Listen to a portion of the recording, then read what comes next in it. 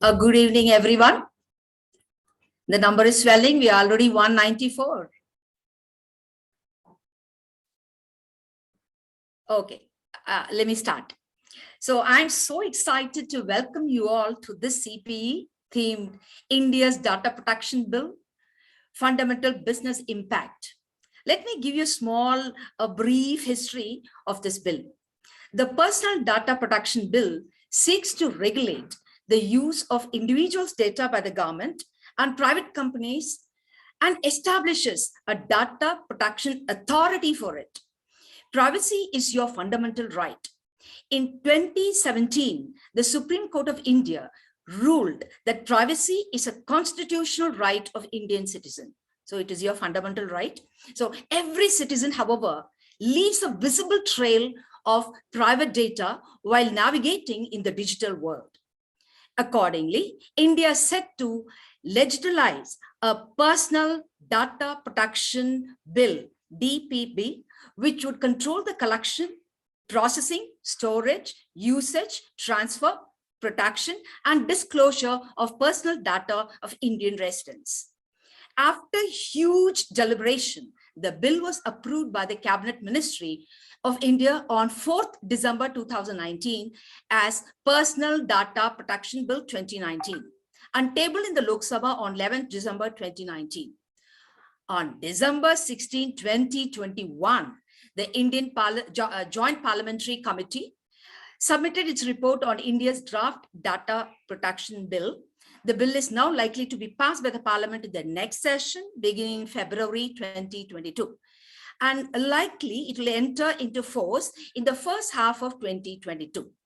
It's going to be in a phased approach in implementing this law, beginning with the appointment of various government officers, such as Data Protection Authority, with full implementation of the law to be completed within the next 24 months. There are a number of features of DPB that will require companies to change the business models, practice, and principles. New regulation would affect the cost-benefit analysis for many digital firms that would lose money in offering free services, but aim to earn profit from the sale and exploitation of customers' personal data.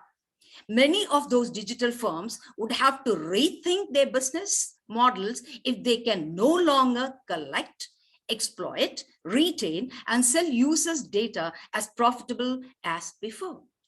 Today's CPE will serve as a primer for what business needs to keep in mind about India's new regulation and the increase in data protection regulation around the world. Now I would request our president, Mr. Velmuruga Venkatesh, to address the gathering. Thank you. Thank you very much, Vanita. Welcome all to this exciting CPE session. It is again, every time we actually join these meetings, right, we get to see a new record. Already we see 283 members, joining the CPE session.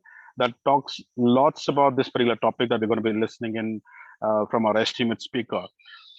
Before I actually hand it over to our speaker, I just thought I'll probably, give update or a reminder on certain things more from a Isaka Bangalore perspective. The renewal process is on, and the renewals, all those who are still not renewed their membership for this year are requested to actually renew by the 31st of this month, so that you actually still benefit you get the benefits as a member. Right, so that is one. The second thing which I really wanted to talk about was the review classes is actually still on, and those who want to join the review classes for all the certifications, please reach out to us. We've been sending notifications, and we are also highlighting that in the social media and the LinkedIn as well as in Facebook, etc. Please follow our Isaka Bangalore chapter, and you'll get all the updates coming up over there. We also sent a newsletter link, which was the first edition for this term. Request all of you to go through these, newsletter, understand more about what's happening from a Bangalore chapter point of view, what value adds you're getting, etc., etc. Right. So these are all very, very important pieces that you actually get to hear from us, and some of the articles, especially more from an information security standpoint.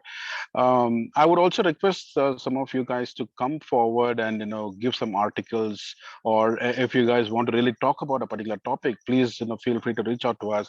Write a note to our Bangalore chapter ID, and we'll be more than happy to actually connect with you and take things from you directly. And lastly, I would also say that uh, this evening session is going to be a little more excited, because I also want to know, when I download a particular application, I just blindly go and click on I accept, right, without even reading this 200 or 100 pages worth in agreements, or even more less than that. But then what all am I giving authority or sign off to the others, is something that I'm not very clear about. But I just want to know how we can protect ourselves, and is there a way that we can be a much better off than what we are or where we are today. So all the more excited to listen to our speaker today, and I'm hoping that we'll have a exciting session. So we have around 314 participants for now. I'm really seeing the numbers going up, and I know all of you will be like, okay, Venki, enough now, give it to the speaker. So before I get that, I'll just hand it over to you back, Vanita. So over to you, and do take it Yeah. with the speakers. Thanks a lot, Venki. Now, Thank you. before we commence the session, let me just give a small introduction about our speaker. Ms. Shivangi Nankarni has over 25 years of experience in domains of data privacy and insurance security. She has handled multiple roles over the years at Sci-Fi and Wipro before she co-founded Arca. Arca is a pioneer in India in data privacy and has built India's first privacy management platform. Shivangi has authored the first textbook on data privacy in India for DSCI for their DCPP program. She is on Asia Advisory Board and India Advisory Group of IAPP, the world's largest privacy body. Shivangi has done her postgraduate in management from IIM Calcutta and her graduation in electrical and electronic engineering from BITS Pilani. She has been recently featured in the book, The Pilani Pioneers, that carries the success stories of 25 BITS Pilani graduates. Shivangi is a CISA, CIPT, DCPP, and a CDPSC. She is a faculty for advanced privacy courses and a regular speaker at various forums, including TEDx. Shivangi and her co-founder, Samir Anja, have steered the company over the last decade and won several accolades and recognition for the same, including the prestigious Deloitte Tech Fast 50 the last 2 years in a row. Shivangi has personally been also recognized with awards and citation that include ASSOCHAM's Women in Cyber, Leading from the Front, the Vedika Women Alliance, WA50 Tech Leader, 420 News CQ100, Dynamic Women Challenging the Face of Indian Cyberspace, etc. Over to you, Ms. Shivangi. The space is all yours.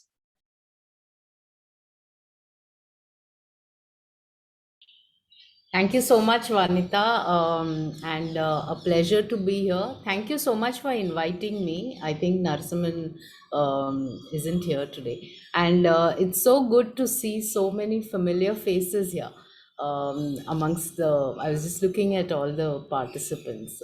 So over the years, yeah. Let me just share my screen. Just give me a minute.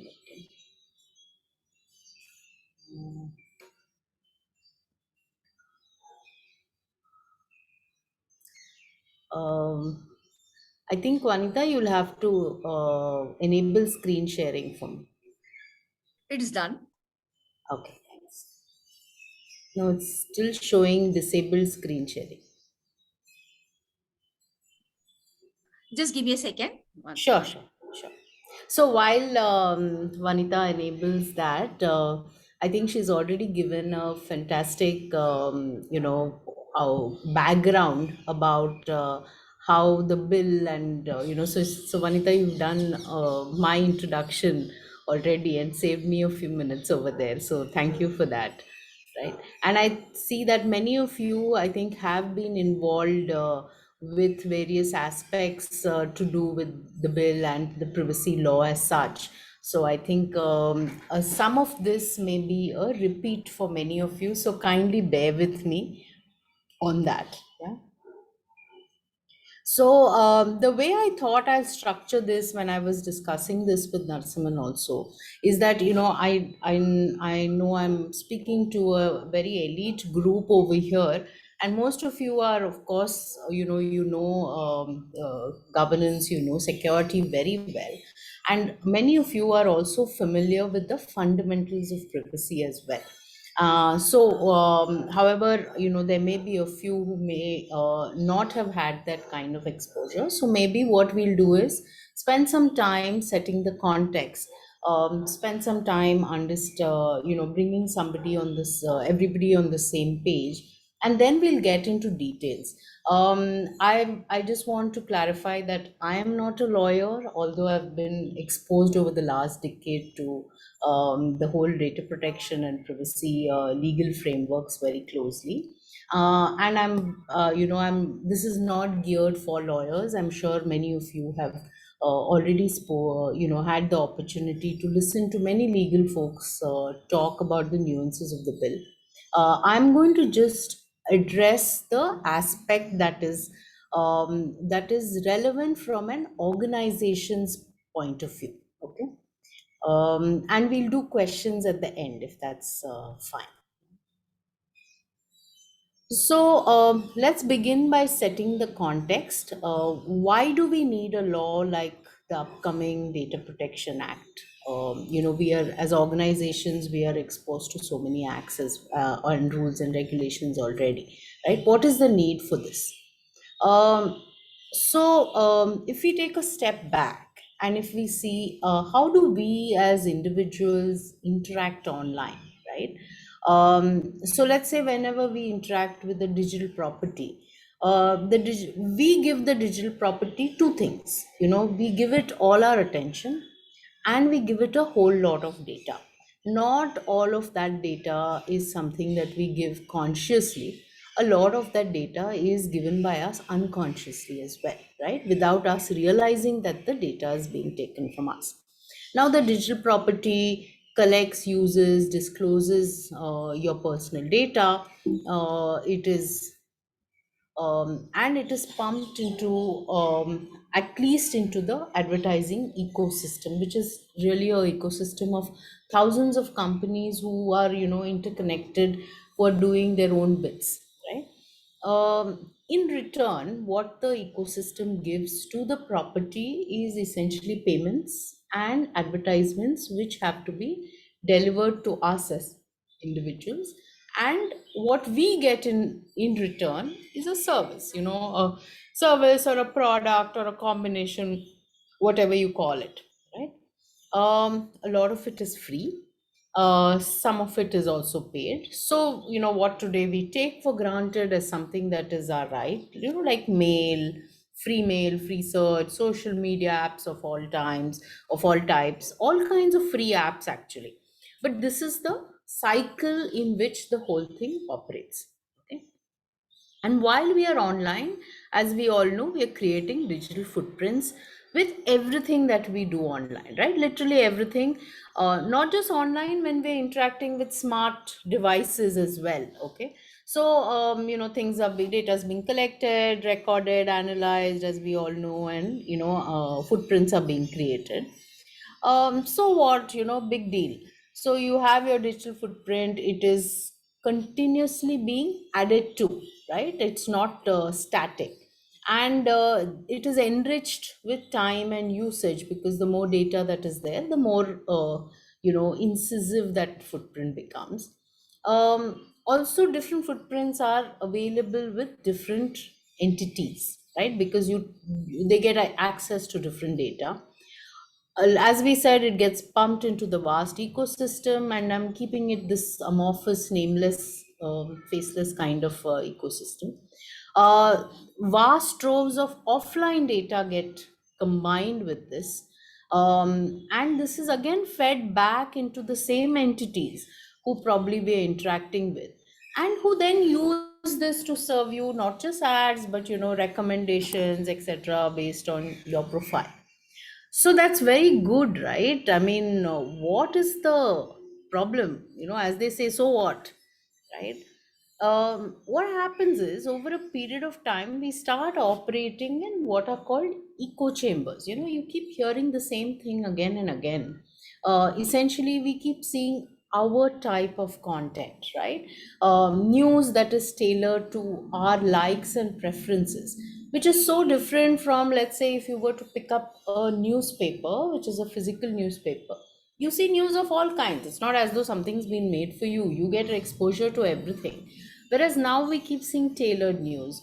We keep seeing opinion pieces thrown at us, which are echoing our opinions. Music, videos, books. We keep seeing what we call, our type, something that we identify with. Okay. And over a period of time, this starts really shaping and influencing our ideal views, political ideologies, all kinds of belief systems and all that, which over a period of time leads to really divisions and isolations in society, and greatly influences behavior. And that is what people are greatly worried about, not really about end of the day ads being served to you. And if you see long, I mean, like, we're talking 4 5 years ago, when Brexit happened and Trump elections happened, which were clearly influenced by this. You those of you who haven't read, I would strongly recommend, if you are interested, to read the Cambridge Analytica whistleblowers book. He's written a book, and called Mindfuck, which is also, there's also documentary on this. I understand, I've only read the book, but worth reading. Okay, and this was 5 years ago, more than 5 years ago. So now you can even begin to sort of imagine how much more sophisticated the whole thing is, right? So let's understand what happens in the background for this to happen, right? We know that the mobile ecosystem, all of us use a mobile like an extended limb, and we all have lots of apps loaded on it. We all also know that apps connect to a mobile using something called permissions, right? Most permissions are required, some of them are discretionary, and some of them are what are called dangerous permissions, a terminology used by coined by Android. Why are they dangerous? Because of the kind of data that becomes available to the folks with the permissions, or the kind of actions that they can kick off on the mobile phone, are very dangerous if that data is compromised to the human being at the center of it. Okay. The other thing about apps is that lots of them have SDKs embedded in them, right? Third party SDKs. Now, the thing is that whatever data is collected by the app via permissions becomes available not only to the app and the company behind it, it becomes available to folks whose SDKs are embedded also in that, right? And data is collected directly from you and me, it's collected from our devices also. It gets sent to the organization, it gets sent to the directly to third parties like SDK owners, it gets sent to multiple other third parties by each of them, and it gets pumped back into the tracking, profiling, and social media ecosystems. In fact, because this is so rampant, if you see the new privacy guidelines and compliance requirements from iOS and Android, they're very stringent and trying to put a lot of controls over how this whole thing is going on. So that's why you're seeing things from like iOS saying, giving you control. The whole ATT framework and the Android framework is pretty similar to that, and we're just a few months away now from having to comply with that framework. Okay. The web is no different. In fact, it's a lot more mature, a lot more sophisticated.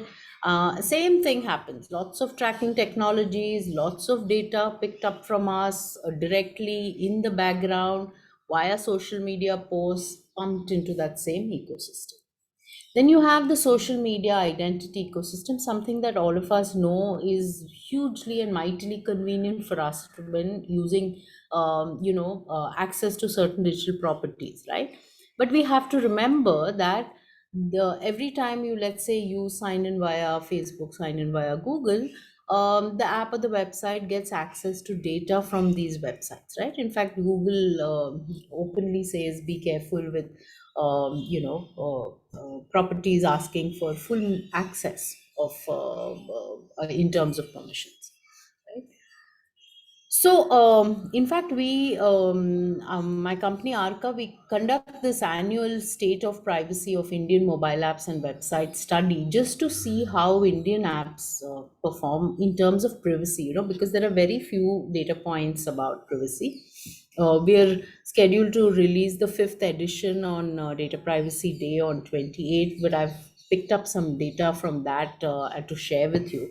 So these are some of the stats from India. And mind you, these are Indian apps like banking, fintech, your healthcare, gaming, media, etc. These are not social media apps per se. Okay. So we found, like, 74% of Android apps have access to your exact location. And the red arrow on the left says it has gone up from last year. Or 68% have access to camera, 46% have access to your contacts, which has gone down, 54% have access to microphone.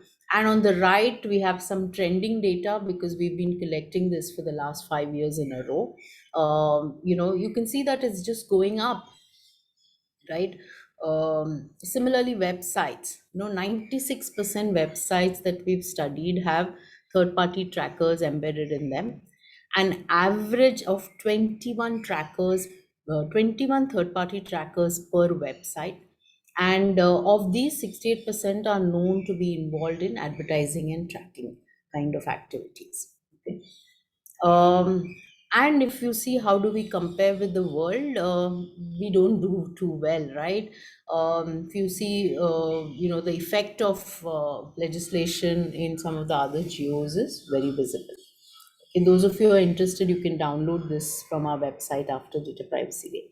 So essentially, I'm sure something like this sounds very familiar to all of us. We've kind of seen this happen to us in some way or the other, right? Let's say, in the morning, a couple is over breakfast is deciding, contemplating a vacation to Bali, right? And let's say, the wife goes to her office, and of course, this is like, assuming we're back to normal. She goes to office, and on her laptop, she's, checks out, does some search for Bali, flights to Bali. The husband doesn't do any search, but at his office, let's say he opens up a news website and he starts seeing ads for Bali, right? And then this goes on. The wife starts receiving SMSs on her phone. By evening, the husband starts seeing ads on his Facebook page, and this goes on, right? I'm sure all of us have seen versions of this happening in some way or the other. Now you know why that happens, given how rampant the data collection is, right? So if you were to put it all together, let's say, as individuals, we are interacting with an organization either directly in the physical medium or via apps, websites, social media. The organization is picking up data about us from third parties as well. All of this is stored, processed, analyzed, further shared with third parties. Detailed profiles are built. These are again pumped into vast ecosystems that we talked about, and they're finally used to influence, nudge, and shape our opinions and ideas, right? Sounds quite worrisome, to say the least, correct? So the question that begs to be answered is there something we can do about this? Uh, Unfortunately, as individuals, there's really nothing much that we can do. which is why you need governments, regulators, courts, civil society, etc., to step in to essentially define rights of individuals over their personal data and to ensure these rights are protected, right? So as Vanita was mentioning, in the history of India as well, the Supreme Court, in the case about Aadhaar, actually interpreted that privacy is a fundamental right, right? And after that, it went to the government was asked to come up with a law for data privacy. I mean, privacy is a lot more. And it was done in a very structured way with Sri Krishna Commission putting together a draft, then different version of it going to the Parliament, then Parliament sending it to the JPC, and then the JPC working on it for 2 years and submitting the report, and now the report lying with the government, with Parliament. I've been working in the area of privacy now for a decade, and I've seen this sort of argument that keeps coming up over and over again, though of course it's gone down in the last few years, saying, oh, all this is fine, but this is India, and privacy is not something which anybody really cares about. We are the country where we'll keep giving our life history to the stranger sitting next to us on the plane or the train and the bus, blah blah. But we're missing the point with that argument. For the next 10 generations, we will keep sharing our life history with strangers, but that is not what the problem statement is about. The reality is that today we are the second largest digital nation in the world after China, right? China is shut off. We are the ones who are open for literally for the whole wide world to do whatever they feel like with our data. And that is what the whole essence of the problem is. It is not about privacy as a culture. So we have to be able to appreciate and understand that we are talking about data and data privacy and misuse of that data, and not about privacy as a culture. Okay, so if we've discussed all this as a context, what exactly is data privacy, right? Because let's understand that as the first step towards understanding what the bill is about. So as we all know, at the core of privacy is personal data. It's sometimes you refer to it as personal information, PI, or personally identifiable information, PII. We just use personal data because that's what the bill says. That's what GDPR has been saying. So, just remember there's similar terms. Okay. So therefore, it is important to understand what is personal data itself, right? So, the understanding till date, that is, if you ask anybody, any person, any layman about what is personal data, intuitively we'll all say that demographic data, identity data, financial data, health, biometric, even stuff like our beliefs, etc., our history, right? Now that we at Arca have been calling what we say above the surface data. It is something which is obvious and visible to all of us, and we intuitively know that this is personal data, right? However, the definition of personal data actually is something that can identify or potentially identify an individual, is what personal data is defined at, more or less, in using similar language across laws. So the focus or the key aspect is on identifiability of a person. So maybe by itself the element, personal data element, may not identify a person, but if combined with another data set which may or may not be available in the custody of the organization trying to identify, but it can be hypothetically done, then that is defined as a personal data element. Okay, by that definition, there is a whole set of data elements which are below the surface that also qualify as personal data. Therefore, device identifiers, cookies, online identifiers, location data, stuff like RFID tags, sensor data. You walk past a store and there are sensors that sense and interact with your smart devices. Data that is thrown up as a result of analytics and so on and so forth. All of that also becomes personal data. Now, why are we trying to understand this definition? And this definition is very important. It keeps coming back again and again during the implementation of a privacy program. So you have to sort of focus on this and understand it. Why is it important? Because the interpretation of this can make a lot of difference in the way people view this bill itself. Okay. Um, so, if we've understood what personal data is, let's understand therefore what is privacy. Okay. So, let's say, for example, I'm as an individual, I deal with an organization. It could be a bank, it could be any other company. Mind you, I'm deliberately not saying a social media app. Okay. So, let's keep that out of the sort of loop for now. Otherwise, our discussion tends to get skewed a bit. Okay. In return, I enjoy certain rights and privileges. Okay. And I'm using the term rights very loosely. A lot of these privileges are what are called data privacy privileges. And I'm expected to enjoy them. What could they be? For example, what is my personal data being used for? Is the data that is collected more than what is required? So for example, if I go to buy a 500 rupee casual footwear from a shoe store, and I pay by cash, does the person still need my mobile number? They don't, right? But by default, as you all know, any shop you go to these days, by default asks you for your mobile number. So are they really requiring it? They're collecting more than what they need, right? Or is it being shared with a third party without my knowledge? Can I access it to make any corrections as and when I want? Is my consent being taken to with all that you're doing with my personal data? Am I being profiled and tracked? And are you protecting my data properly?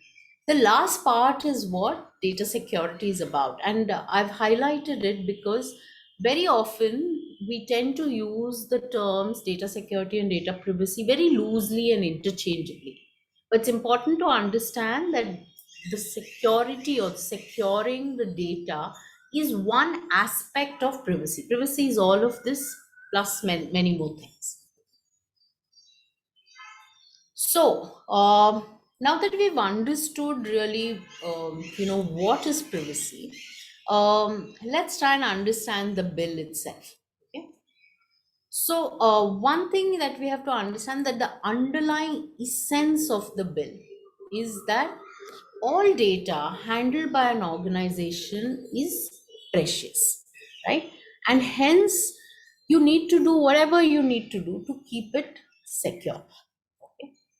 Of this, personal data should not only be kept secure, but the interests of the human being at the core of it are supreme and inviolable. So this is the crux of what the whole bill is about. Okay. So who are the various actors here? So right at the center is the individual, the human being, who is called the data principal in under the Indian law. However, the term that is used in the overall global privacy world is a data subject. But I think it's nice that it's been called the data principal because the individual is the principal actor over here. Right? Now, the individual interacts with organizations. They could be also government departments. We're not going there. Let's stick to organizations for now. The organization is called the data fiduciary. Now, why very cleverly the term fiduciary has been used, and the thought behind it is to say that an organization holds an individual's data in a fiduciary capacity, much like how, let's say, a financial institution holds our money in a fiduciary capacity. Okay, so they're elevating the role of data or the importance of data to that level. Otherwise, if you see in the world of privacy, this their organization is also called a data controller or a processor, depending on the role they play. Now, the data fiduciary may outsource multiple activities to a data processor. That processor is a global terminology. Um, the data fiduciary needs to appoint a data protection officer in some case. For certain types of data fiduciaries, will need to appoint a DPO. I will come to who qualifies later. And some data fiduciaries may be categorized as significant data fiduciaries. Essentially, I mean, while there's a definition for significant data fiduciaries, the essence of significant data fiduciaries are folks who deal with data in a manner, either because of the volume or the kind of work they do or the sensitivity of that data. Have if something goes wrong, can cause greater harm to an individual. So they're categorized under various ways as significant data fiduciaries. So anybody categorized as a SDF has to appoint a data protection officer. And you have the regulator who oversees this whole ecosystem, known as the Data Protection Authority or the DPA. Okay, so this is the key actors envisaged in this ecosystem. What about the data itself? Okay, so we just saw that there is personal data. If it is anonymized, what is anonymized? Basically, when an individual cannot be identified back from that data, then it becomes non-personal data. Okay. However, you can also have non-personal data whose origination or genesis is not in personal data. So, for example, let's say a company's financials, right?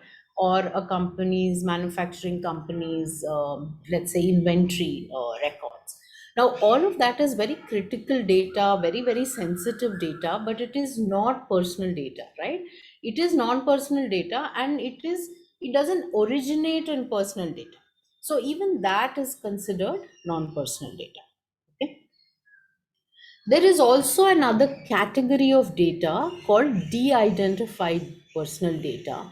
And it is very important to understand the difference between this de-identified data and anonymized data. Okay. De-identified data is essentially personal data whose identifiers have been stripped off, right? So it's not as though it is an NPD. It can be, when you combine the identifiers again, you will still get the individuals, you still be able to identify the individual.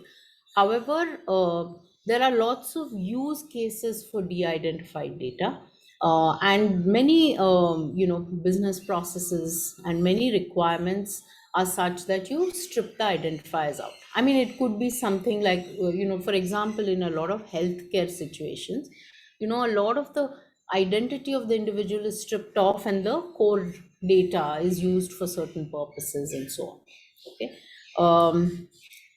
Then you have categories of personal data. Under the bill, you have three categories. You have something called critical personal data. It is defined as personal data that is of importance to the country and national security. What comes under it has not been defined as yet. The government will define it later.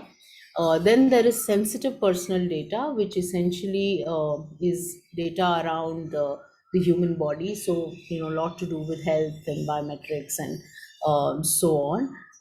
And then there is financial data. There's also caste, included in that. Essentially, the thought behind sensitive personal data is if some harm happens, if some compromise happens, it can harm the individual a lot more than something which is non-sensitive. And then you have regular PD or personal data.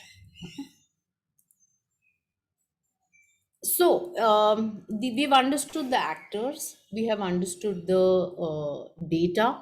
Now let's look at the crux of the bill, which is the privacy principles which are contained in the bill, and again look at it from what is applicable or what matters to an organization. Okay, it's every privacy law has privacy principles embedded in it in different ways, in different permutations and combinations, but the principles are all there in all the laws. Okay? So, to make it easier to understand, we use this approach at Arca.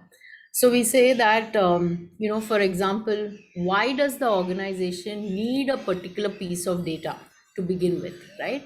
So the purpose has to be identified for a particular piece of data, and does the organization use the data only for that stated purpose, right? So the concept of purpose limitation and use limitation comes from there. These are the fundamental pivotal principles of privacy, which is that there has to be a purpose for every data element that the organization processes, and the organization needs to make sure that it processes the data only for that purpose. Okay, so purpose limitation, use limitation, that's at the core. And also, is the data that is being used a must have or a good to have? Essentially, that's where you offer choice, right? Now, purpose, usage, and choice forms the crux, and that's why we call it the core set of principles. And a easy way to remember this is what we call the push troika. Okay, now these principles are supported by some other important pieces. The first is, does the organization really need the personal data element that is in question? That's where the concept of collection limitation comes in, which is that you will collect only the amount of data that you really need. Okay, um, keep it only for how long it is required for that particular purpose, which is where the concept of retention limitation or storage limitation comes in. Okay, and all this is what the law specifies.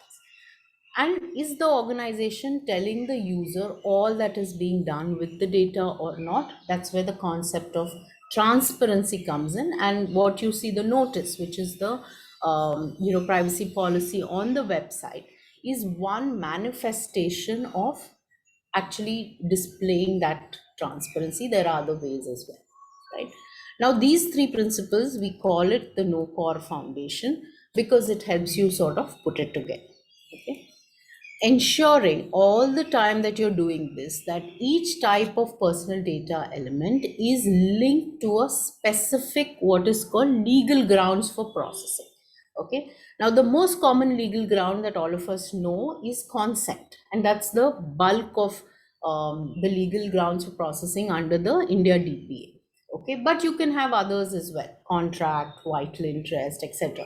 So, for example, during the pandemic, if the government wants to know who are, people who are infected or testing positive, and there was a lot of discussion about consent over there, but please remember, everybody right from the EU, under the GDPR, people used a different, governments could use a different legal ground, under what is called vital interest, or there are different names for it, but this was for vital interest. Or something that all of us will identify with is, let's say, using data for, let's say, doing network analysis or fraud analysis to protect the security of an organization. You don't have to get consent for that. You are allowed to use data for that. So, for example, one example I like to give is, you do adaptive authentication, right? So you are doing fingerprinting of the user so that you make sure that the person is coming, you can reasonably ascertain it's the same person coming and accessing a system. Now, that is fine. But tomorrow, if your marketing department starts using the same data for figuring out where an individual is and then, giving out marketing mailers, then that is using it for a different purpose for which you will need consent. A similar example, employee PD, right? If you use it for employment related purposes, you can use an employment contract. However, if you decide to use the same data, share it with the sister concern or with your own marketing department to send direct marketing mailers, then you will need to get consent for it. Okay, so remember, what important thing to remember is every type of processing has to have a legal ground associated with it. Okay? And of course, adhering to requirements of data residency or localization, different nomenclature used for this, and cross-border transfer norms. So for example, under the act, critical personal data cannot go outside India, right? And we've seen this gets debated in the media enough, so I'm sure all of you have seen lots of this. Then you have sensitive personal data can go, but a copy needs to be kept in India.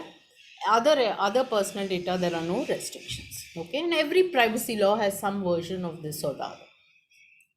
And all of this has to be wrapped in security safeguards, which is something which all of us at ISACA are very well aware of: confidentiality, integrity, availability, and readying for breach notification of data breaches, something which we in our country have not been used to, unless if you're working for a bank with very specific requirements for breach notifications. But otherwise, in general, in organizations in India don't have to report breaches. Now this bill will change that. Okay. So in summary, if you were to remember what are all the principles contained in the bill, remember there is the purpose, usage, choice. There is what we call no core, legal grounds, data residency, and security safeguards. Then what are the other aspects? Other aspects are rights, right? Data rights that are accorded to a data principle. What does that essentially mean, and how is it different from principles? Principles are something which are applicable to everybody. All data principles have to enjoy these the principles with an E over there. Okay, but rights are something that a individual can invoke. Okay, so you have right to confirmation and access, which means that as an individual, I can walk up to any organization and ask them to confirm whether they have my data and give me access to that data. They are also required to tell me the list of third parties with whom the data has been shared. Okay, there's a right to correction and erasure. There is right to data portability, which means that I can get data in a format in which I can take it to somebody else. Then there's right to be forgotten, which essentially means that I have a right to stop being important for the organization. Let's say, for example, I stop being a customer, or let's say I withdraw consent. In all of that case, when that happens, they are supposed to stop processing my data. That's what is contained under the right to be forgotten. Okay, I'm seeing a lot of raised hands. If it's okay, I will take questions at the end. I've purposely ensured we have lots of time for discussion. Okay. Children's data is the other thing. So if you're dealing with significant amounts of children's data, or you're doing processing in a manner that can potentially lead to significant harm of children, then there are additional stricter controls. You're anyway classified as a significant data fiduciary, but the additional controls are: there is age verification that needs to be done, consent needs to be obtained from the parent or guardian. The second two are more, second set is important: no tracking, profiling, and behavioral monitoring of children, and no targeted advertising towards children. How this is going to be implemented and played out is going to be quite hard for organizations. Okay. Other obligations for organizations, some of which apply to all, some of which apply only to significant data fiduciaries. Breach notification applies to all, which means that if there is a data breach of personal data or non-personal data, it has to be reported. Then there are stuff like impact assessments, privacy by design, appointment of a DPO, cross-border transfer restraints, data audits by data auditors, security safeguards, maintenance of records, and so on. I'm not going to go into the depth of this. Okay.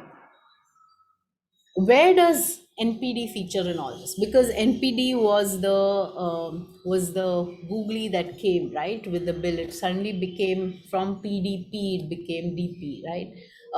But the extent of NPD in this bill is only to do with security, which means that you need to ensure security of data, which is confidentiality, integrity, availability. Any compromise needs to be notified as per norms that will be given by the DPA, and there are associated penalties to this. Okay. So the question is, there are so many laws in our country, right? Why should this law be taken seriously? Just look at the penalties. Okay, so the major ones are what is in line with other privacy laws around the world. So there's 4% of global turnover, or up to 15 crores if you violate any privacy principle, or processing grounds of processing, for example, not taking consent where it's supposed to be taken, or transferring data outside the country, violating whatever norms are there, or not implementing security safeguards. Or the other bucket, which is 2% of 5 crores, is if you don't conduct a whole lot of the obligations, don't appoint a DPO, don't do an audit when you're supposed to, etc., etc. Okay. Then there are what we call non-major. There's a whole list, for example, you don't comply with an order, you don't respond to rights requests on time, blah blah. So all of that there are certain different penalties associated with it. Of course, an individual can seek compensation from the organization directly for damages by going to the court. Okay. And there are criminal penalties too. Basically, criminal penalties are for somebody who tries and does re-identification of de-identified data. So remember, we discussed de-identified data, right? So if you try and re-identify it and do processing without the consent of the individual, then there are criminal penalties associated with that. And just give me a minute, I'm going to switch on the light.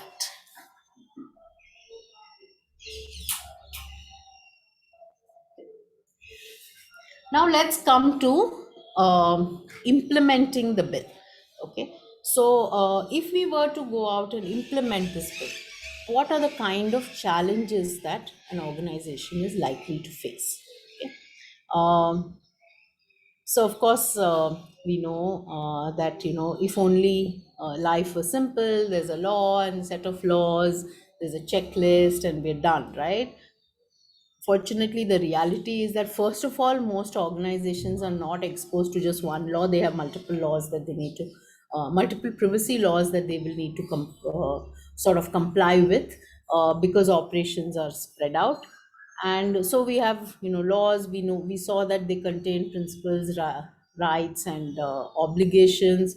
These translate into essentially having policies, processes, technology controls, people training, orientation, so on, all of which need to be put together to manage privacy risks and compliance, right?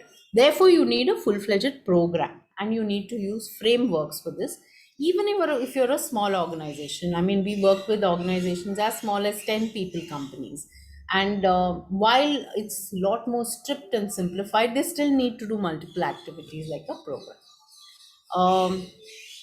So, where do I begin? What approach do I adopt? Who all do I need to involve in my organization? How do I go about it? As I said, frameworks, specific privacy implementation frameworks that are around. You have the DSCI privacy framework, which is commonly used in India, not outside. You have BS 10012, which is an old framework, which is now very strongly aligned with the GDPR. Then you have ISO 27701. It's more a standard than a framework, which rides on 27K. Then you have the NIST's privacy framework. Then you have other frameworks as well that can be adapted to privacy, but these are specifically for privacy program implementation. Okay. There's also this whole question of how do you balance the privacy aspects and the security aspects, because typically when you run a security program, it covers all data, right, not just personal data. So whereas privacy is only specific to this thing. So one visual that we kind of an infographic that we put out is, you have on one hand laws, regulations, you have client contractual compliance, right? So indirectly some law is applicable to you. Split it into security asks, privacy asks. Use independent frameworks for the privacy and security pieces. Of course, the security of personal data overlaps, and that's where you don't have to reinvent the wheel. Key stages to implementing a privacy program. That's what we have kind of evolved and follow, and therefore sharing it with you. So you first do what we call build the foundation, understand what's going on with the organization's personal data, and use that to assess gaps. Then design all the various privacy elements that are needed, start implementing, manage, sustain, and then of course there's training and awareness across. Unlike a security program, because a privacy program impacts almost the entire organization, whoever is directly or indirectly touching personal data, a lot more needs to go into training and awareness. When we say laying the foundation, now this is what we do. There are different approaches, of course. So we have an our methodology which we call PDAM, where we go out and say, figure out what is going on with the data. Types of data, how various collection channels, flows of data within the organization, third parties, where is it crossing national boundaries, personal data usage and purpose and usage. Figure out all this, overlay it on any law, not just the India PDP, the DPA, and you get a view of the gaps, right? So it becomes easy for you to start plugging those gaps.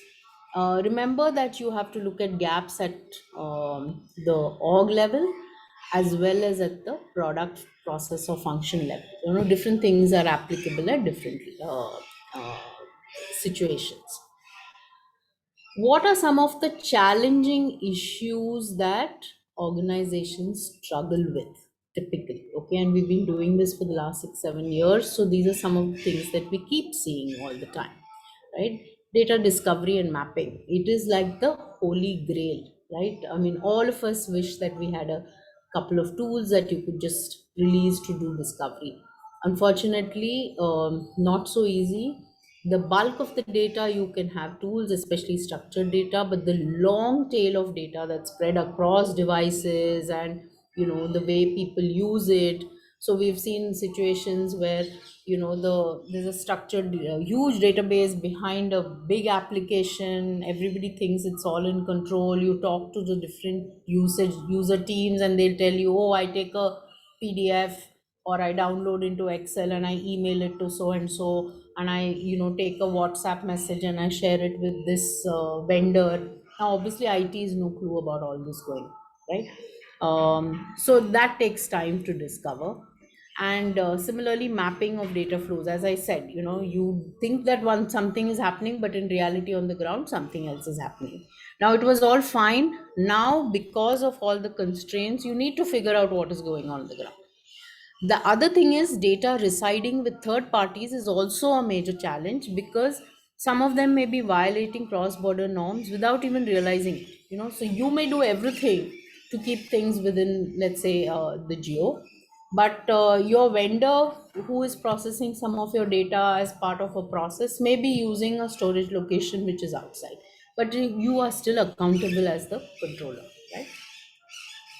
Collection limitation, um, huge mindset issue, because thus far every business has operated with the paradigm of saying collect whatever data we can, not with any malicious intent. It is a prudent business practice, right? Believed to be a prudent business practice, where we say collect whatever data, you don't know when and how it will be useful for the company.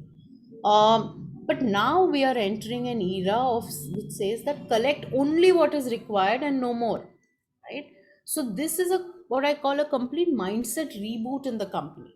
I've sat through meetings where people have said, you guys are going to, shut down our business and so on. Okay.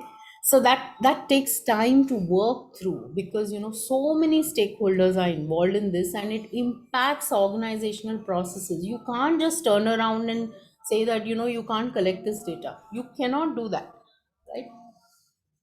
Then you have purpose and usage limitation. You again, attributing purposes to specific data and its associated processing itself takes time. No, because it's not been done till now. No organizational requirement has come up, if you've not implemented privacy, to say that you have to restrict usage only to a purpose.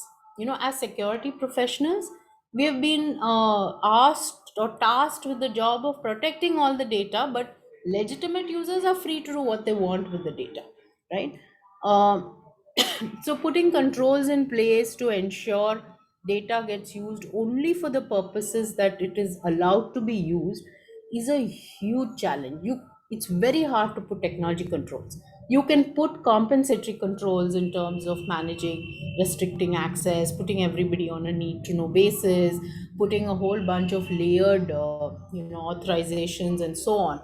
But the actual usage is still, a lot of it is to do with manual awareness and stuff like that. Okay. As I said, overall implementing this requires significant changes in fundamental business practices. Again, not an easy thing to do.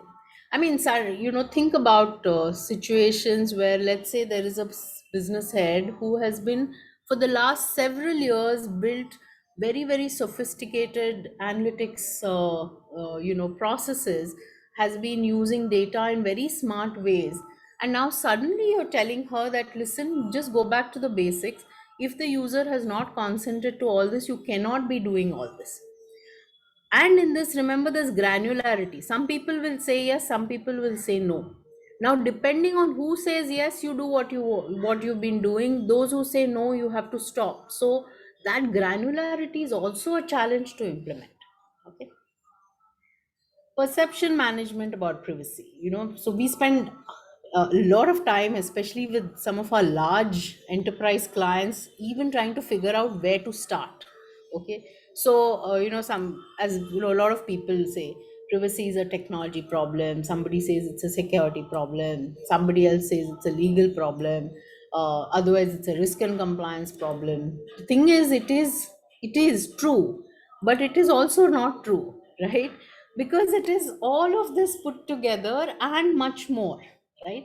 So where does this lie? It's essentially a business transformation project where literally every team of the organization is involved. But now, to be able to get this message across to all the key stakeholders that, hey, all of you are in it, takes time by itself, right? So, what have been our learnings and some recommendations based on that? Some things top of my hat. Just be aware that the unknowns are huge. You start. It's like peeling an onion. You peel one layer, you discover something. You peel that layer, you discover something, and it just goes on. Okay, and I've not seen an exception to this in the last 6 years. Okay. You need two different programs. It needs to be acknowledged that you need two different programs, and they will overlap, but they're independent. Okay. And because, as we've been seeing by now, you must have also realized that these are things that take a long time. We're talking years, not months. So when someone says, oh, we have 2 years to implement the bill, for any mid or large organization, that 2 years is barely enough. you know and as we just discussed, disperse stakeholders. So it's not just the CISO's CIO or the legal head who's involved. Businesses are equally involved in this, right? So if you're commencing your privacy journey, just remember a few things. Okay, now again, this is coming from learnings. It may not apply to all of you. This is just a personal view, okay, or rather, this is Arka's view. we believe that you don't really need to do a full-fledged gap assessment. Now, this goes against the grain of what is typically sort of believed, but we do believe that if you're just starting, and most companies in India are just starting, the gaps are evident. Okay, to understand granularity of gaps, do a detailed gap assessment against the DPA bill for 2 3 key business functions or units or geos. Okay, after that they'll all be the same. So don't spend resources doing that. In fact, just start implementing and sort of covering those gaps. Okay, what you instead do is spend that same amount of resources in doing that mapping of data flows, understanding data, because that you have to do across the organization. uh, the other thing is that there is a wrong perception going around that you first need to do a comprehensive data discovery and mapping before you start implementing privacy. Again, that is not needed. You cannot do it, right? It is like a never ending kind of thing. So start small, do it for something, start implementing, slowly start scaling up. Okay. Set up a cross-functional team, but with a single clear owner. Okay, it could be and ensure that you have representation from CIO, chief digital officer, data governance teams, legal, risk compliance, business teams, along with the CISO's team. Okay, do a baseline design of all your program elements. So when I say a program element, it can be like designing a process for catering to data subject rights. It could be the notice that you design.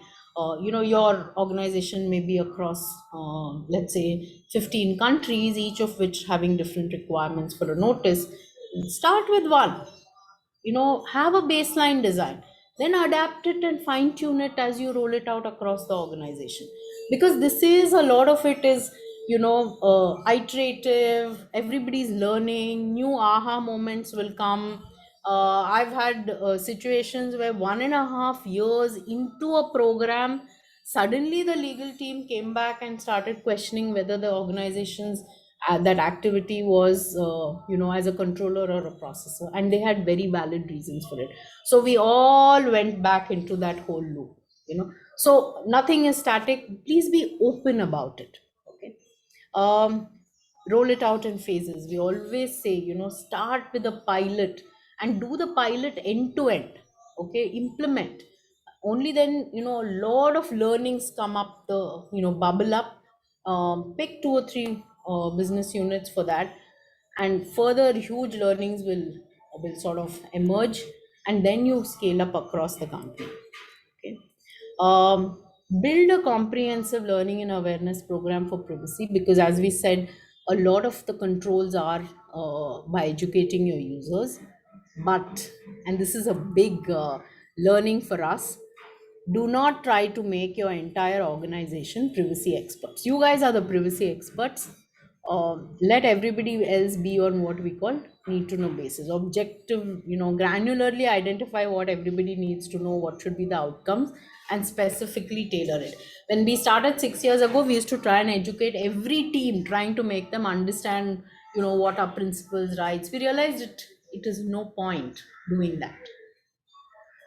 um, Last part is some considerations specifically for a CISO, from a security program, which I'm assuming lots of organizations, especially the large ones, would have a very mature program, right? What are the considerations that you need to look at from a privacy point of view? First, data classification. Does your current data classification schema support and recognize, all the types of personal data? And some of this, please be aware that some of this will vary country to country. Okay. Data encryption, obfuscation, anonymization, de-identification, different laws, regulations, like the DPA in India has one thing. Downstream guidances, regulations, rules will emerge. You have to be able to make sure that you have the right controls, tools, technologies used to support multiple variables. Okay. Below the surface data, does your current program look at BTS data? Like, are you looking at, for example, permissions taken by mobile apps, non-malicious SDKs. Your currently security testing doesn't look at non-malicious SDKs, for example, or non-malicious trackers and third parties embedded in your website, stuff like that. Because this data is also PD2, and you have to do stuff around it. And now with Apple and Google upping the ante, there is even more work over here. Sometimes this gets missed out. Okay. I just said how these are evolving and how geared up are your organizations for this. Third party risk management or vendor risk management programs, it makes prudent sense to just add on to your existing programs. Avoid building a separate one for privacy. Just add on the privacy risk to your existing program. Okay. And use it to also get your third parties to share their personal data inventory and mapping for your organization's data and integrate it into your organization's PD inventory. Okay, retention and storage. This needs to be upped and brushed up and implemented. Most cases we have seen is that there is a policy but not really implemented, right? And please understand, privacy laws are very stringent, as we just saw. Okay, another very important thing to remember. So while the privacy law talks about the fact that there is retention limitation, how long a piece of data needs to be retained is determined by other laws. So, for example, let's say employee data, right? Certain types of employee data, how long it needs to be retained is determined by labor laws, not by the privacy law. Or certain types of banking transactions, okay? Certain types of health data. It is all determined by other laws and regulations which are different for different countries. So this is a separate exercise that needs to be taken. All that you can do as privacy program is say that whatever the respective law says, keep it as per that. Incident management and response. So again, one privacy incidents are of two types. Okay, there are security related incidents, which is the breaches, and then you have others. Like for example, what are the non-security related privacy incidents, which your current security incident management process does not track? Okay, usage of data for a purpose disallowed, cross-border transfers not allowed, which are actually happening, denial of rights, let's say non-compliance with organizational measures, lots of them, right? So please be aware that there's a whole set of privacy incidents that will happen which are not a part of your current security incident program, and therefore you need to add and augment that. Okay. And then there are privacy issues with security solutions. So for example, monitoring of personal data as part of your DLP implementation or CCTV feed. So you'll have to go back and relook at some of the nuances over there.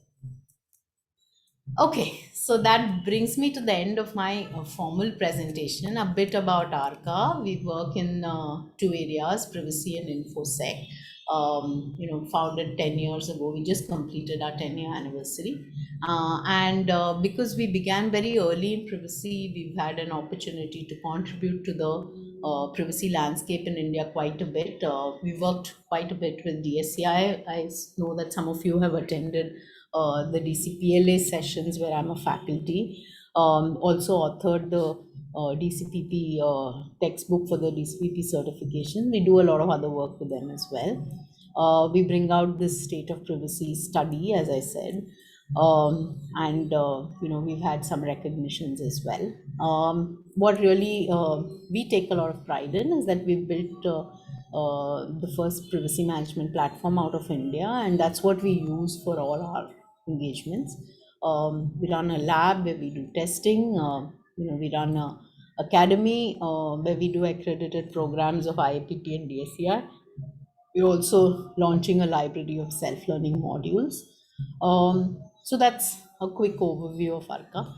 I think I'll stop here. As you can see, lots of questions, so happy to get into a discussion. Thank you. Yeah, you're right. We do have a lot, tons and tons of questions. So what I'll do is I'll pick up the most critical ones. Okay. Yeah. Okay. So a question from Vishal. Many of the application do ask us if we want the application to allow access to contacts, microphones, etc. But there is no option to deny that permission. Of we denying that, we are not allowed to use that application. Isn't this a forceful undertaking that application asks us to do? Yes, very much. I think there it's called pseudo permissions. They kind of give you those permissions. You think that you can switch it off, but when you switch it off, the app doesn't function. That's how they've designed the app. Hopefully, with the legal intervention like a law, they can't do it. See, there are you not everything can be painted with the same brush, right? There are some applications for which you need access to those permissions for the application to do what it's supposed to do, but not everything, right? So for a taxi hailing app needs to know where you are, they need exact location permission. But does a, let's say, a music app need to know your exact location? They know the grand course location is also okay, so stuff like that. Okay, then there's one from Mohammed. He's Yeah. asking you, is data fiduciary a data controller? Yes, absolutely, it's just a different term used.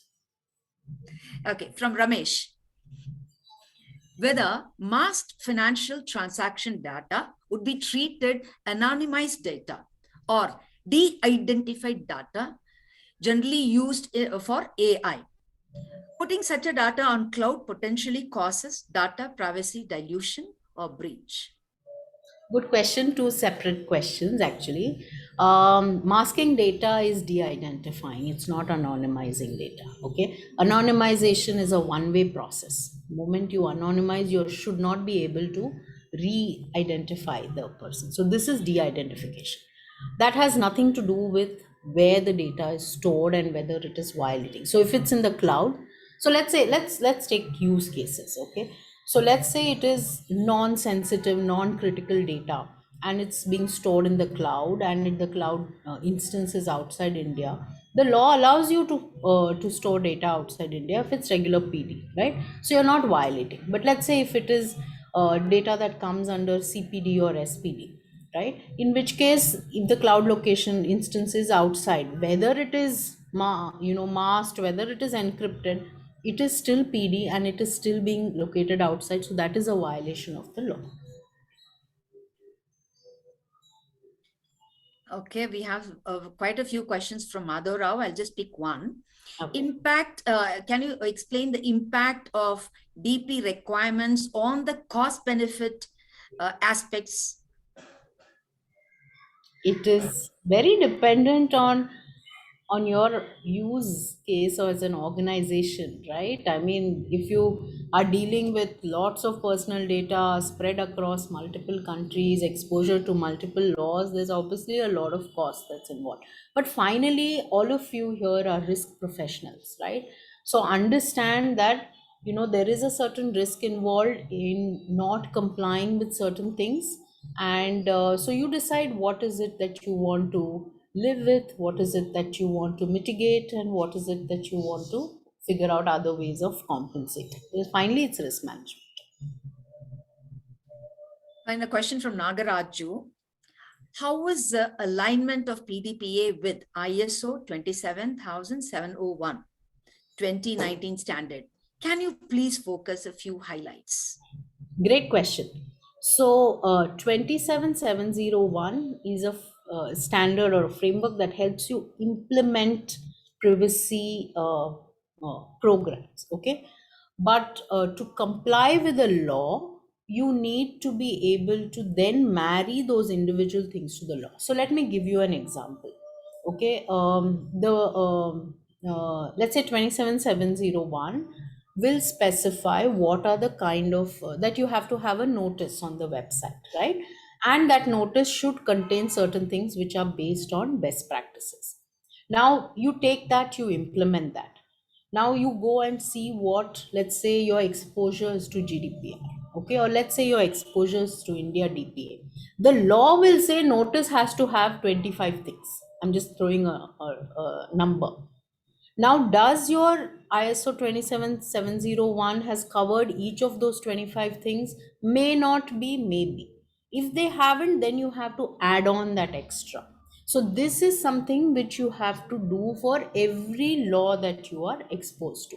So this is a great framework. It puts stuff in place and you have to use that, and then you add on the specifics of every law.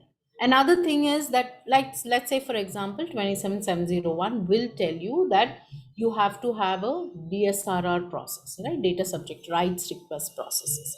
So you set up a process, you set up an entire sort of infrastructure to be able to manage that. But let's say GDPR has 8 rights, India has 4 rights, Singapore has X number of rights. Even within that, right to access, right? GDPR says certain things that you need to give as part of right to access. India will say certain things. Like we know the India bill has says that you have to give a full list of third parties with whom data has been shared. Singapore PDPA, for example, says that not only should you give anything, you have to give details of last 1 year's transaction. Now, these are the nuances of the law. So, if you say that you have implemented 27701, does not mean that you have complied with the law. So, do not equate the two. Okay? Okay, so there's something very similar to that. Can you give us the impact of DP laws on ease of doing business in India? I think they're two very different things. I It's like know. apples and oranges. I don't Because think we should even that is because we have get into climbed that. up so high in ease of doing business. Probably that is what has got his attention. Yeah, I would think it will probably actually contribute to it over a period of time. You're not then having to maintain two different levels for something else. I don't know. I mean, I'm not even Yes, getting yes, into even that. I agree with you. That is it. Yeah, a question from Rohit. For the crisis communication purposes, it is acceptable for staff to put their contact details in their business continuity plan. Does data privacy bill provide exceptions to crisis communication?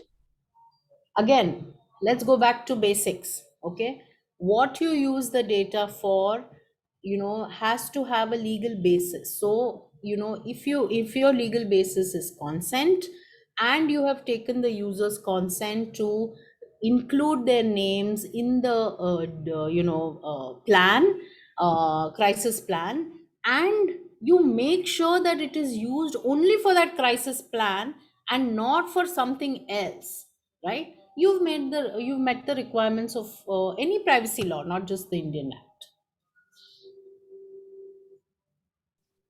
Okay.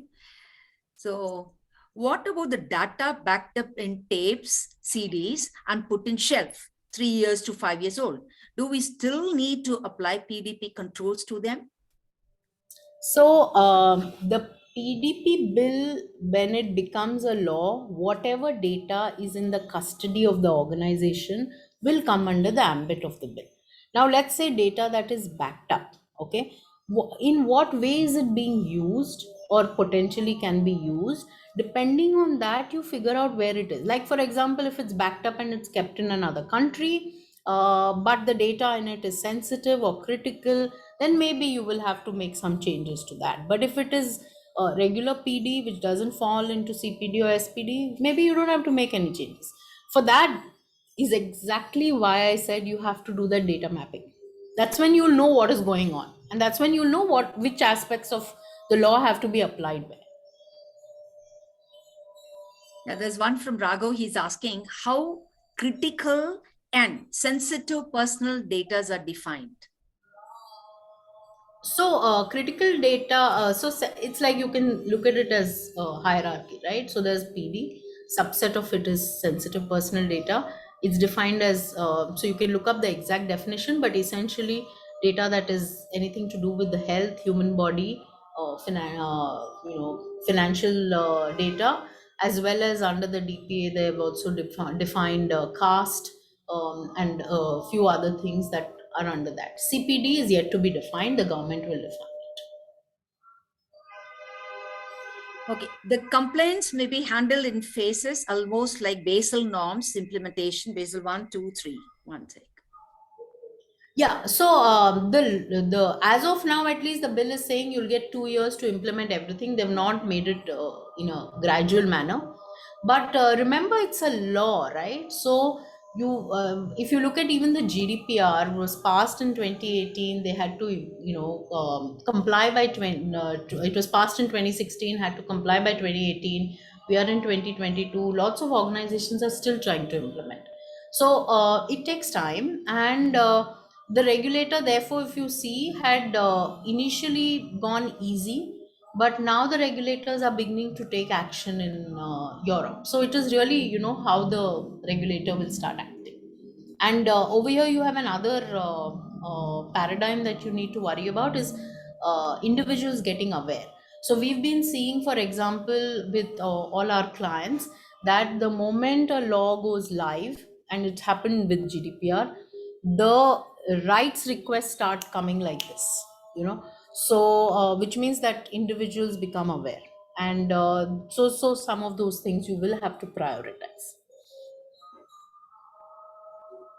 Okay, one from Abby is asking, what are the laws in India if an organization which collects PD is hacked and the data is sold in black market?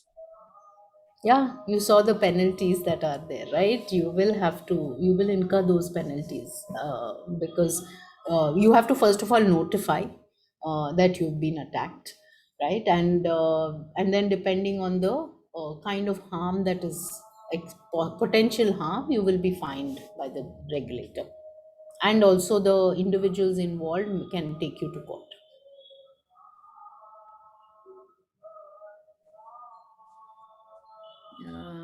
Then Rohit is asking, will the inclusion of non-personal data in the scope of personal data protection bill become debatable issue? Mainly because some of the non-personal data will be considered as proprietary by business that would have made major investment to collect this non-personal data. So they're very different things. Okay, proprietary data, let's just keep it out of the equation, because it doesn't matter who, if it's personal data, the organization cannot call it proprietary. It belongs to the individual. Okay, doesn't matter if you've collected it, and that is not part of what the bill is about. Now, whether NPD or PD, if you see what is the circle around NPD. NPD, it says that if you're dealing with NPD, basically the sections applicable to NPD are about data breach mainly. Okay, rest of them are not something from an organizational impact perspective. Second comes whether it will be there or not. If it is removed, for example, then it means that you will probably no longer have to report breaches to do with non-personal data. So that's debatable. It can happen, it cannot happen. Looks like the mood, if you're tracking what's going on, and if you look at the mood of the JPC, at least they have no interest in removing NPD from the bill, because they say that if there's data breaches, it has to be monitored by one authority. But from an organization's perspective, anyway, when you do data mapping, do it for everything, all your data. So if the NPD becomes applicable, you will probably have to look at doing that, this thing for that as well. However, the bigger problem, actually the large problem, is looking at all the other aspects of the bill which are to do with PDL.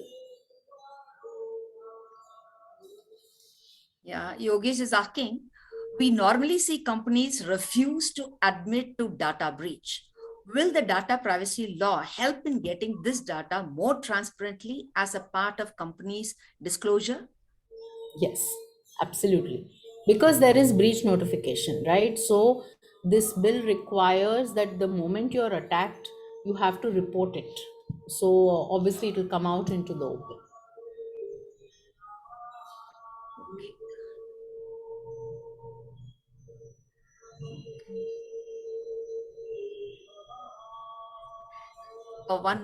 Vinay is asking, what if there is a leak from government department? Who will bail the cat?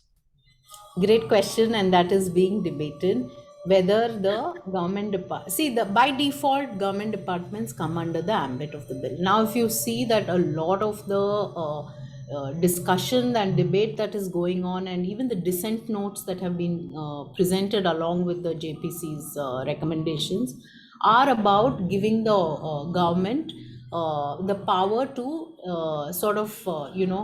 remove certain government departments from the ambit. I am not a policy person, I'm not a lawyer, I do not know the implications, and I don't want to talk about it either. I'm a privacy implementation specialist. Okay, so if they keep certain government departments, they will come under the ambit of the law. If they do, if that government department has been exempt, then it may not come under the ambit. Now, if it is under the ambit of the law and if there's data leakage, they're equally accountable as organizations. So there is one from Deshpande. What he says is, do you practically think implementing this bill from government side is going to be a challenge? Going to be a huge challenge. I know. We're talking minimum a decade, if not more. I mean, that's my personal belief. Okay, there's one. What from Hospet Anil Kumar. How would you advise CAs to protect the user IDs and PWS to access various government websites? It's a security, suggestion, end user. I mean, that's like how you would protect your user ID password in any website, right? Not just the government website. Keep changing the password. I mean, as users, that's all we can do, right? We can't do anything else. And if there's, OTP and all of that, enable that. Okay, there's one from Karthik. Can data principal be charged for data retrieval, deletion request if it's built into an agreement upfront? This may be required to dissuade frivolous request. So, okay, I understand where you're coming from, that if there are frivolous requests, right, people can just do it to irritate and, trouble the organization. So there are some checks and balances available in the bill for people who are, doing this repeatedly. That's one. But the other point that you mentioned is that can you sort of put it into a contract that the individual cannot raise a rights request? That you cannot do. It's illegal to do that. But yes, you can, let's say, start for certain rights requests, you can charge a fee. Right to be forgotten, for example, they have to go to the authority, the authority has to approve, and only then you can implement right to be forgotten. So stuff like that. So there are checks and balances. Okay, they were the questions which we picked from Q&A. That's it. Okay. We still have some time, right? So if there are anything... There are some questions in the chat. Can I just get into the chat and get you some questions? Sure. I'll do that. Chat. 1 minute. Somebody else has posted.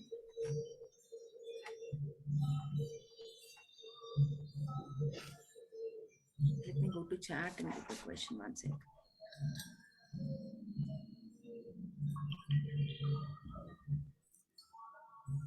So while Vanita is reading that, those of you who come from the audit side, the bill, opens up a huge professional opportunity as well as data auditors, right? It's going to be a big opportunity.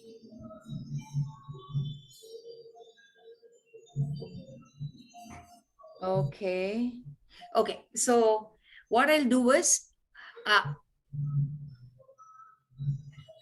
make Deepak as co-host so that we can have the feedback. I request all the attendees to give their feedback. Your feedback is very important for us. You see the Mentimeter there, please go ahead and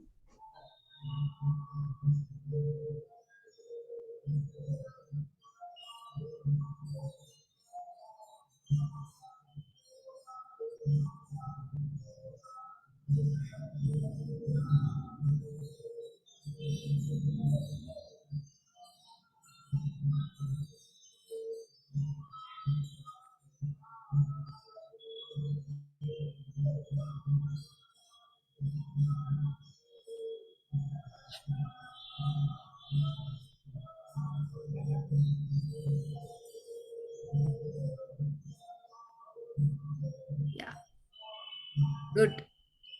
Happy all of you are giving the feedback. Go ahead.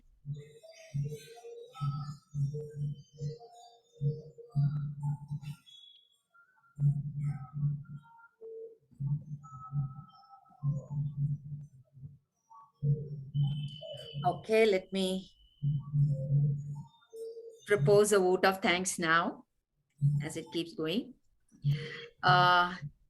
Yes, it is my privilege to wrap up and propose a vote of thanks for today's CPE of ISACA Bangalore chapter themed India's Data Protection Bill, Fundamental Business Impact. At the outset, I would like to express my profound gratitude to our speaker, Ms. Shivangi, co-founder and CEO, ARCA, for sparing her valuable time to address this gathering and for highlighting the implications this forthcoming law will have on overall business operations. We are highly grateful to the members of Bangalore chapter ISACA, distinguished participants, and the learned guests for participating at this event. Ms. Shivangi, ladies and gentlemen, once again, I want to say that we are most grateful to you all. We thank you for being with us from 5:30 p.m. for this extremely productive evening. Thank you. It definitely was a very happy, informative, and a great CPE. Thank you. Thank you so much for inviting me. Very, very informative it was, ma'am. Really, you all really learned a lot. Thank you so much. Thank you.